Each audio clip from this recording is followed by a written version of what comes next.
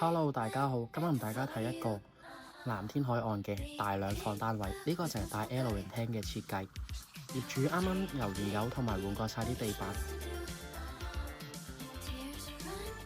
我哋入嚟呢個廚房位置睇下，你見到佢都係啱啱翻新過嚟嘅啫。好啦，我哋而家入去睇下佢個洗手間位置，業主嘅洗手間都係啱啱再執修過嘅，地板同埋馬桶都係啱啱再換過新嘅。第二邊就係佢個睡房嘅位置啦，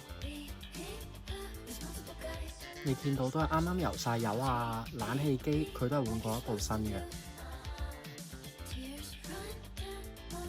佢主人房都係啱啱換咗一部新嘅冷氣機，重新油過晒油嘅都係。好啦，大家仲有啲咩想了解嘅話，記得話我知啦。